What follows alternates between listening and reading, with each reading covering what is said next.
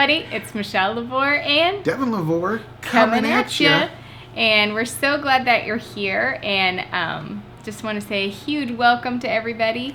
And we just pray that you guys are blessed by what the Lord has to share today with you. And also even though our lighting situation's not great. Yeah. It's a bit rainy and cloudy. Wood stage is at least at this level will be all right. Yep.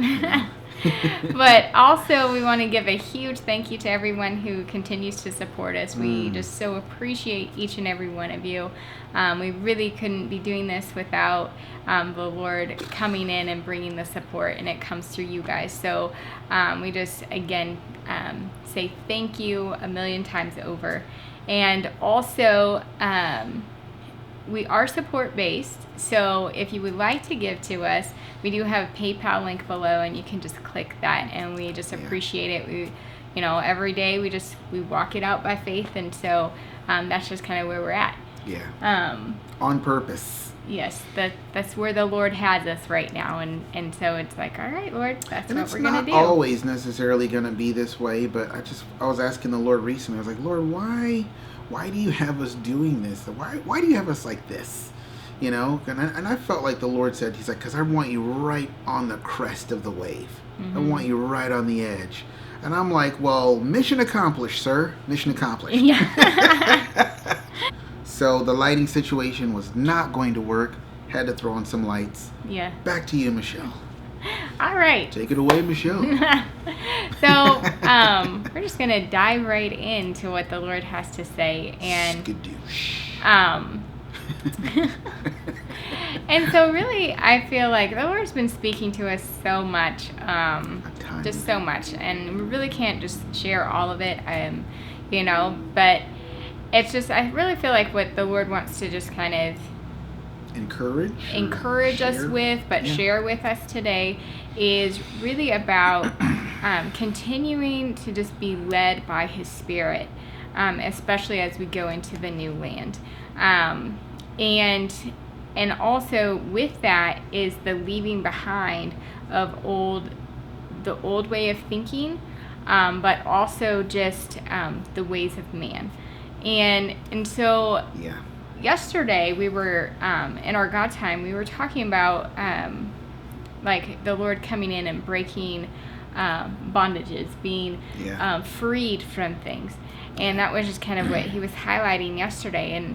And so of course, you think about the Israelites, they were set free from Egypt, and the Lord took them through the wilderness and then gave them the promised land. And I felt like it's such a perfect example of what the Lord is doing in our life, but I believe in just the lives of God's people. Mm-hmm. He's like, there is an Egypt, a place of bondage and captivity that our hearts can be in, our minds, and He's like, I'm coming in to liberate you from that. And as He does that, a lot of times He's going to take us through a wilderness time. And that wilderness time is where He's really start stripping down all those erroneous ways of thinking, of just how you live or what you lean on. It's like, oh wow, you guys really are leaning on, We're leaning. Yeah, we're leaning. But while you were sleeping, go watch it. You'll get the joke. It's a movie she watches every Christmas. It's an oldie but a goodie. What was her name? Lucy? Yeah. It's like, hey, Luce, you okay over there? I saw he was leaning. You do that so well. I do? Okay. Well, I think you do. Of course, you have to. I'll take it. But so the Lord, He really... I've only seen the movie every Christmas for the last 11 years. Yes. But sorry. So the Lord, He takes us into a wilderness where it's like He really is like, He's trying to draw us close to Him, but also to separate us from the place of bondage that He's taken us out of. That's been holding us. Yeah. That's been keeping us from intimacy with Him. Man, I could just preach right there for about 20 minutes, and I will not. Yeah. But then, because why is that? Well, the Lord wants us to be able to enter into, like he did with the Israelites, into the promised land and live the way he wants them to live. The way he's like, this is how I want you to live. And when you're living the way that I have designed for you to live, it's totally different. And so then the ways of man, and so will you go ahead and get the Deuteronomy? It's interesting because it's like, do you want to live by your desires or by God's desires? Yeah, a lot of times we have this idea that our desires are going to lead to only good and no pain and always comfort all the time. But isn't it interesting that when we pursue our own desires on our own strength, it actually brings us the exact opposite? Whereas with God's desires, sure, we have some setbacks, some disappointment, even some brokenheartedness, but it always leads to health, healing, wholeness, and a fulfillment of promise. Yeah. You can't have both, And it's like, I would rather just live by God's desire and see what happens. Yes. You know what I'm saying? So where are we going? Deuteronomy chapter 11, verse 10. Verse 10. And Ooh, I've been getting that a lot lately. 11:10. So, Deuteronomy chapter 11, 10 through 12. For the land which you go in to possess is not like the land of Egypt, from which you came out, where you sowed your seed and watered it with your foot laboriously as in a garden of vegetables. But the land, that's outside the garden, isn't it? But am I stealing your thunder? Yep. Anyway, but the land which you enter to possess is a land of hills and valleys, which drinks water of the rain of the heavens. A land for which the Lord your God cares. The eyes of the Lord your God are always upon it, from the beginning of the year to the end of the year.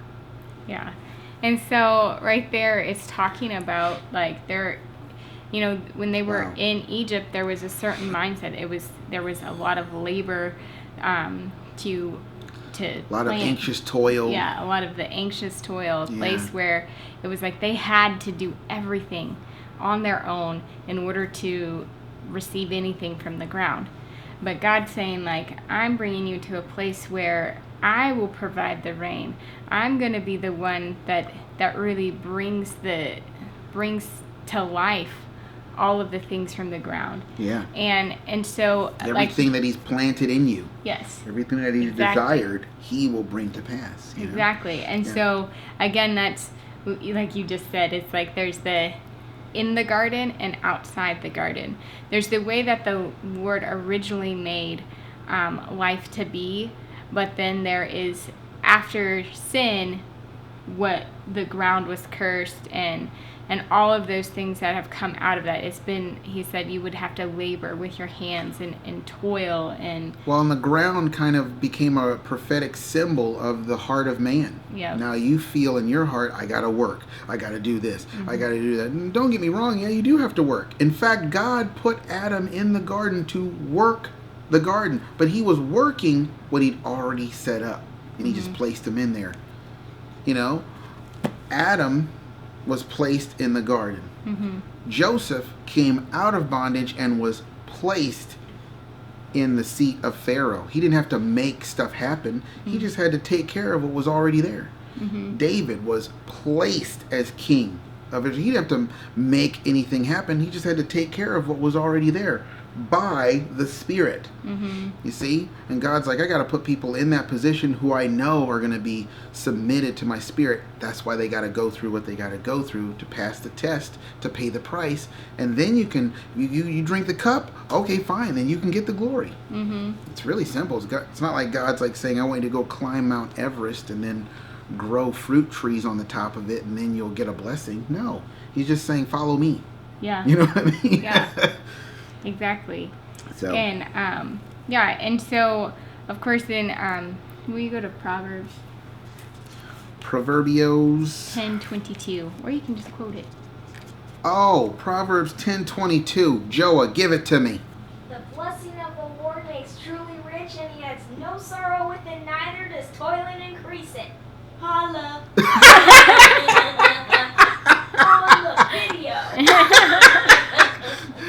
you guys get that? The blessing of the Lord, it makes truly rich, and he adds no sorrow with it.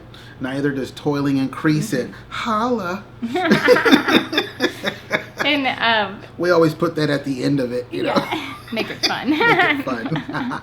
So, like the scripture says, with the Lord, his blessing, it's not that anxious toil. Like, it's easy.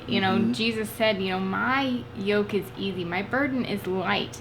And it's really that living inside the garden. Yes, there's the work that the Lord had for Abraham to do.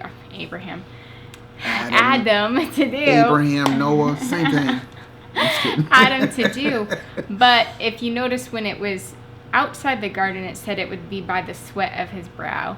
And so there his is just own labor and effort. There is a lot of labor. And your own labor and effort to do what God would just supply for you in the garden, And so I just feel like as the Lord brings his people into, their own promised land, it's like, go with the Spirit of the Lord. There is still a work that we're doing, but when it's with the Spirit, there's just, I believe, just a joy and a peace that comes with it, and a grace, and just a grace the to power move, of God, to move in it, where it doesn't become this anxious toil, which tried to hit us a couple times recently. Yes, because we're kind of in a transition, so to speak, where God's just kind of expanding our family and taking us into different areas that we don't need to get into, but it's just like, whoa, okay. So then there can be this, come on, let's go, let's get it done, let's do this, and it's like, nope, no, you're not allowed in here. You're a snake in the garden. Off with your head. And I mean it. It's like, no, you can't come in here. We're gonna walk this out, like the Lord said. We're gonna be led by peace. We're gonna follow the bubbles. You know what I mean? You know what I mean? Well, and I think an example we can share is just like, with a schedule. We've really been kind of shifting our schedule. So for me personally, that's where this anxiety and anxious toil can come in, because I'm like, to the schedule. All right, we need to be, all right, we're getting up this time, this one we're going to do this. And it's like the last couple of days, it's like the Lord's just been kind of like letting me experience, and I've experienced just like the wrestling of my soul with that. But then God's coming in and he's just like, that's not the way I made it. This is, yes, there is a schedule to what I'm having you guys do, but it is a schedule that's flexible. It's a schedule that more like guidelines. Yeah, really. Exactly. It's like there's more like the guidelines, and to just keep it that way in your heart. That's super important for me, to just keep that in my heart, so that I'm not becoming anxious and overwhelmed by, but Lord, we need to make sure we're doing this and doing this. Schedule into a concrete thing. Exactly. It's like the whole man was made for the schedule. No, the schedule is made to help man. Yeah. You know what I mean? And that's just one area that the Lord's just been helping me, because a personal example. Yeah. I love it. of just like, hey, let go of that thinking. Let go of, just this idea that you have. Oh, you want a schedule? Okay, well, we're gonna make that schedule happen. And it's like, no, I'm just giving you things that, yes, I'm adding these things to your day, but I'm still going to be leading you when to do them, how to do them, all of that. Because if you take it upon yourself, now you've taken on a heavy yoke. Exactly. You've taken on a harsh burden. Yes. It's like that you're taking on daddy job. Yeah. You go ahead and carry it. How's that working out for you? You feeling broken yet? I'm near there. You only been carrying it for 10 seconds. I know. Don't ever let me take this again. Here. Yes. It's like, you lead it. You do it. You take care of it, because this is not good fruit. No. That stuff was bitter. Nasty. Yeah, so I just, and I really feel like for, at least for our family, but I just believe that for other people too, this is a time of adding and expanding, and just actually also going deeper with the Lord, in his presence, in being saturated even more in the oil. Mm-hmm. And so with that, there's going to be things that, as he adds to you, maybe it is like a scheduling thing. Maybe he's like, here, I'm putting this in on your plate as well. And it's like, okay, well, but let him still be the one that's leading you when to eat it. When to, it's like, if you had an actual plate, it's like normally you just eat chicken. And now the Lord's like, hey, I'm giving you chicken and sweet potato. And it's like, oh, sweet potato. Okay, yes, this is awesome. But it's like the Lord's like, yes, but make sure that, like, I'm still leading you when to go after that thing, when to have that be a part of the meal. Well, another example, can I share? Yeah. Is like when the Lord, I wanted to be married forever. And like the Lord finally, after like well over a decade, was like, okay, I'm releasing you to do it. It was just like, really? Woo! I went off like the road runner, like, and it's just like, no matter how fast I went, no matter how crazy I got, I could only do so much. And the Lord was like, this can't become your life, I'm releasing you to go. It's like, this is a marathon and you're running like it's a 50-yard dash. Yeah. It's like, come on, bro, you're going to get worn out in about 2 days. And so it's like, it's another example even from back then. It's the same principle, Jesus Christ, the same yesterday, today, and forever. It's like, you got to be led by the Spirit. And I learned that pretty quickly. I was like, yeah, you know what, you're right. I can only do so much. It's just you're releasing me, so I want it now. I don't want to wait. You know what I mean? If you're saying yes, it's time, that's awesome. That's great. Now see, there's something that God's like, he put it on my heart, like, okay, it's time. I'm releasing this. It's time. When did I meet you? It was like literally 13 months after he said I'm releasing you that I actually got married. Of course, that began a process. But it's like, I think a lot of times in our hearts and our minds, we're going, oh, God's releasing it. God's speaking this. God's speaking that. I'm just talking about us right here. If it applies to you, great. I'm talking about us. We'll hear God speak. Like, oh, that's awesome. That's awesome. Tomorrow, well, oh, man, you're in trouble. Yeah. It's like, well, maybe by this time next week, oh, man, you're in trouble. You know what I mean? Because it's like you want it right then. But it's like you got to learn to just flow with the Spirit. Okay, the gates actually open, so let's walk in. Let's explore the city. We've been waiting to get in here for a while. Now we're just gonna walk it out. That's what it was like when we met. It was like when we finally met, I was like, oh, I'm not in a hurry anymore. Let's take really slow, careful paced steps. Yeah. Because we're together now. Yeah. You know what I mean? Yeah. So that was my example. That's a good example. But so yes, as the Lord continues to expand and add, and even just going deeper with His Spirit, just allow Him to be the one that continues to lead. It's preparation for the multiplication. Oh man, I'm popping those off like crazy now. Boom, boom. What was the other? No, let's not go there. Preparation for multiplication.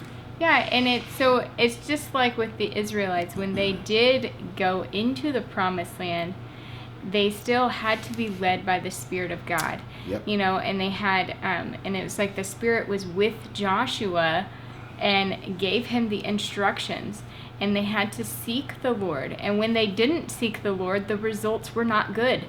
You know, and so it's like, okay, Lord, how we're in the promised land. This is what we're coming up against. We're coming up against Jericho, and the Spirit of God led them. Okay, this is what I want you to do, and they did that, and they received victory over it.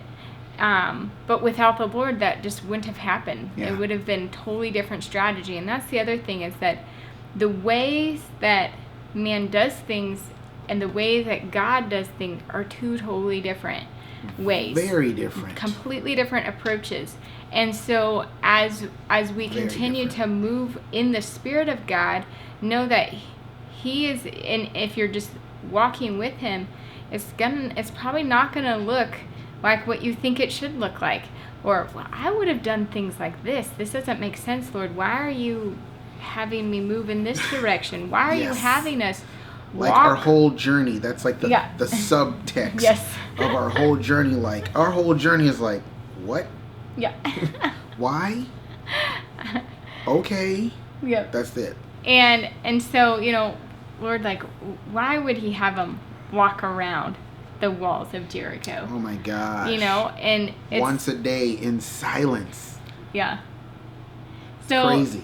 but that strategy wasn't used again. The Lord did Nope. other things, and he was always doing different things because he knows, like, all right, this is how you're going to defeat them.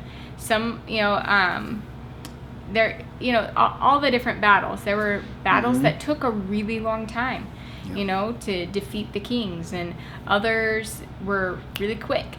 And so as we move into the land of promise that the Lord is giving us, no matter, what area of your life it's in, you have to be sensitive to the Spirit and allow him to move. Well, and if you make mistakes, you make mistakes. Yes, you learn. The Lord gave me the spiritual gift. It was a pen. And he showed me like the color of the ink, and it was kind of like a transparent ink. But then he showed me this black ink. And I was like, oh. And he was like, that's the ink of the soul. And I was like, oh, okay. I was like, can I like write without the black ink?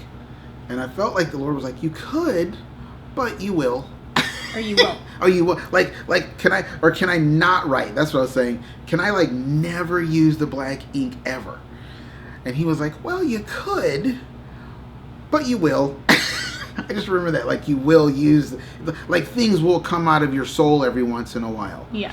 Things will just come out that you think are from the Lord. It's like, man, I feel like this is what the Lord is saying. And then as time goes on, you go, I don't think that's what the Lord was saying. Yeah. And God's like, that is not a big deal at all. If you want to see it the way I see it, I'm going, oh, that was awesome. You actually thought it was me and you stepped out. Awesome. That's the way God sees that stuff. Mm-hmm. From a person who has a humble heart and who's really trying to learn and trying to walk by the Spirit, God sees, it's almost like he has this ability to, well, he does. He has the ability to like not care about your mess up, but look at the intent of the heart and be like, oh, this is what you were trying to do. That's awesome. You know what I mean? That's why a lot of times you see some ministries that get judged and things that get judged because it looked like they were doing everything right and it looked like God was blessing it, but the intent of the heart was to just use the people and get money from the people and get their own thing going. And only God was able, and a few probably prophets were able to see the real intent of the heart. And we go, what? And then we look at someone else, and it's like they're messing up, they're stumbling all the time. Half the stuff they prophesy ain't right. And God's like, oh man, that's my son right there. I love him. He's awesome. He's awesome. And it's like, what? How is that possible? It's because God's looking on the heart, you know? And so I'm just saying, in the new era, as we are led by the Spirit, don't try to make it perfect. Yeah. Don't fall into the trap of I got to do it perfectly, because then you're actually already taking on a heavy yoke, and you're trying to make it all about you and your performance. And God's like, no, let's get that out of the way. That's an Egyptian. Yeah. that's an out of the garden mindset. It's like you're just walking, you know? You're like a child learning how to walk, or maybe if you're learning how to do anything new, you know? But because because we watch UFC a lot, or at least I do, and then they're forced to. Well, me and Joel, we both really like it. But even the champions, they're constantly learning new things, because they know if they don't learn new things, they're going to get, beat up by the generation that's come up and learned all the stuff that they already know. Yeah. And so they're constantly learning new things. So even when these champions are learning new things, they haven't done it before. So they have to learn how to do these new moves, and it's like, oh man, they probably are clumsy at it for a little while, It's like there's this thing the Lord's been sharing with me recently. Can I? Yeah. This thing the Lord's been sharing with me recently. I was like, when you start out in a new thing, this is the process that you go through. You're going to fail. In the beginning, you're going to fail most of the time. And then as you get better and you learn through his love and grace, and that picks you up and forgives you, and it's just that you realize, okay, I'm just learning, then you get to this place where you're only failing half the time, which means you're succeeding half the time. And then you get to this place where you're succeeding most of the time. And the Lord was like, that's it. You're never going to get to this place where you're succeeding all the time. It's like, it's not going to happen. And it's like, and now how do you see that? Like, how do you see that like, that's the end? Like, you get to 89%, you're at your maximum capacity. It's like, what about this 11%? I want to be perfect. Aha, right there. I want to be perfect. It's like you were not perfect when you started.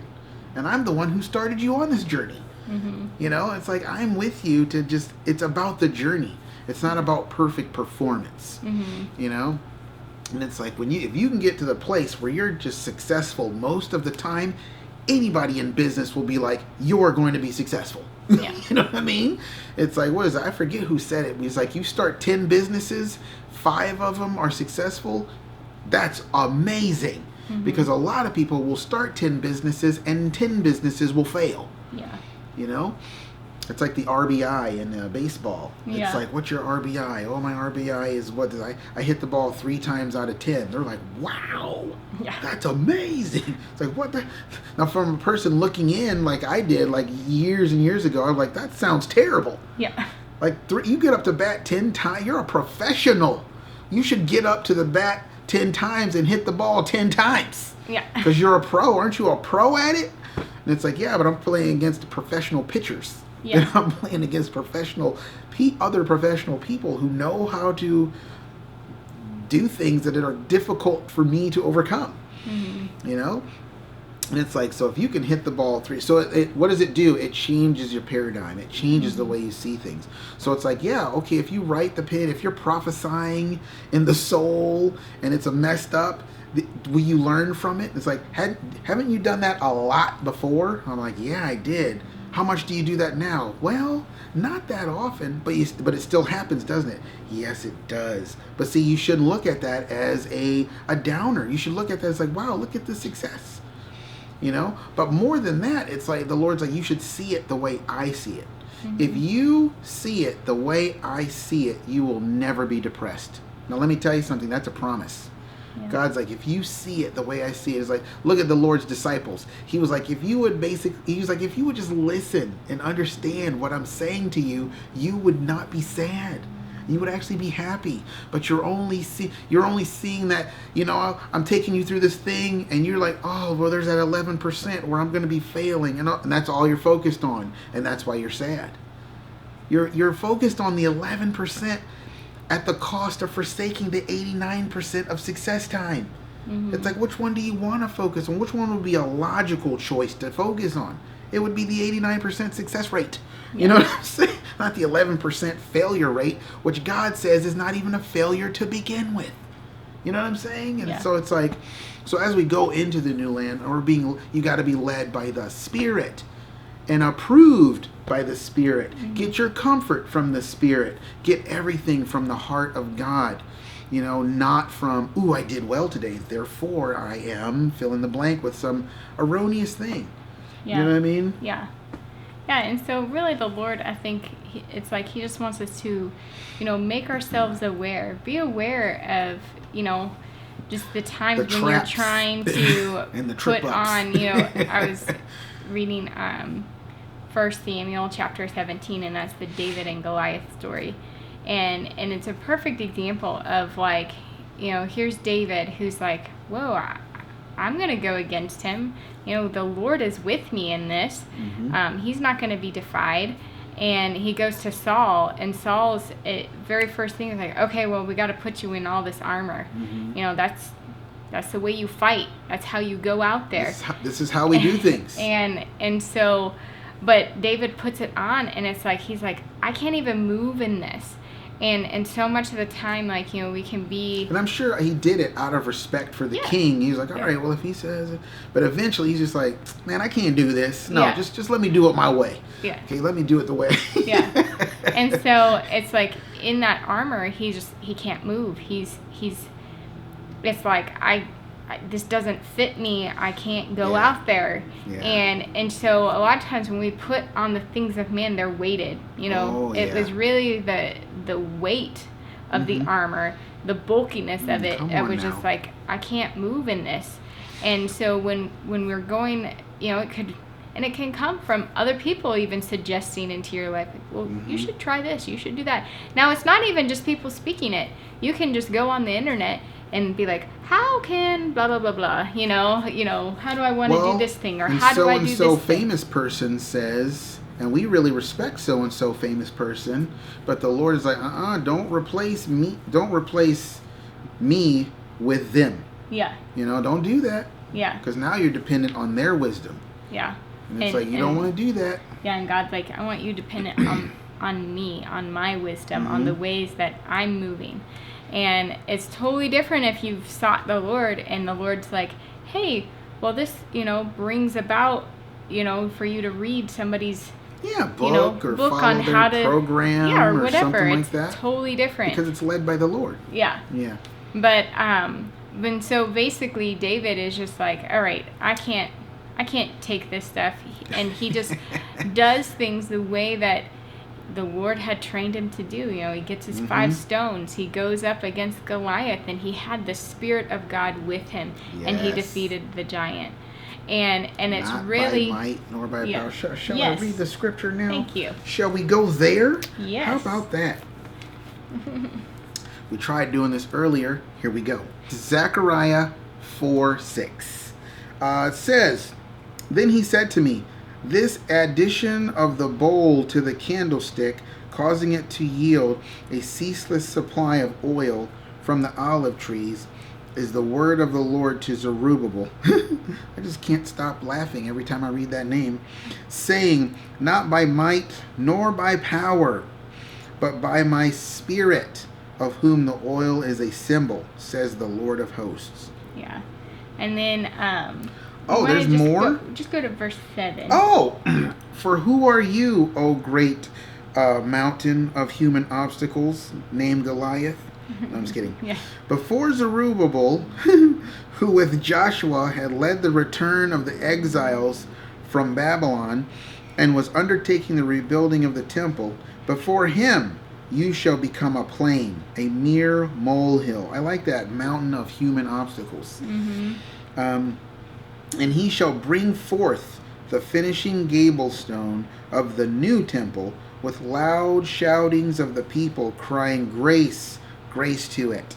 Yeah, and so it's basically, it's like Not the by Lord is might. saying, hey, it's not by anything that you are doing, but it's by my Spirit, and all those obstacles that are in your way, it's like they're going to be, made Leveled. into a plain. They're not going to be there anymore. And that reminds me, the Lord, man, he spent like 4 or 5 days kept reminding me of Isaiah 40 verse 4, about how it says the hills will be brought low and the valleys will be lifted up. Do you remember that? I do. Yes, I do remember what you were when we were seeing the 404 a ton. We were seeing it's it a Isaiah ton. chapter 40 verse 4. Yeah. And Promise from the Lord. yes, that he's gonna remove the mountains, he's gonna lift up the valleys. And so I just feel like the last thing I really wanted to share comes from Psalm 115, and it's basically, I feel like this whole psalm is about, there's the ways of man versus the following after the Lord. Yeah, it's kind of the gist of it. I don't know if so, you want to read it. Yeah, it's you. But if you get a That's a lot of chance verses. to go read it, it's like 17 verses. But verse 1 says, "Not to us, O Lord, but to your name be the glory." Exactly. You know? And then it goes on to say how, like, the nations and you can run after idols, but then it goes and it just lists, it's like they have eyes but they can't see, they have ears but they can't hear, and it just goes through all of that. But it's like, but Israel, you depend upon the Lord and he will bless you, he is the one that's going to be your help.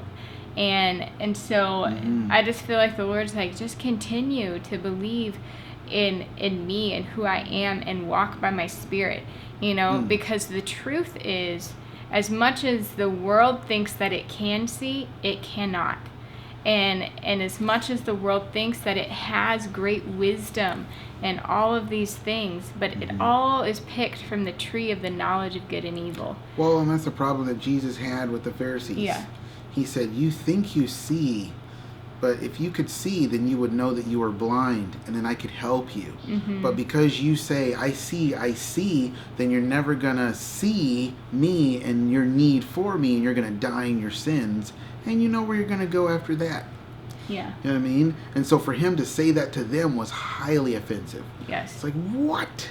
We are the just we are the caretakers of the Word of God. And it's just like, the Word of God is literally talking to you. How come you can't see me or hear me? Yeah. How come you don't recognize me then? Mm-hmm. It's a rhetorical question. It's like, come on, man. There's no way you can see. But because you're so convinced that you can see, not even God in the flesh can really talk to you or instruct you or correct you or lead you. Yeah. You know, it's a dangerous place to be. Saying, oh, I see, when you really don't. Mm-hmm. If you're humble and God reveals something to you, then you see it as He sees it, then you see. Yeah. Apart from that, you don't see. Yeah.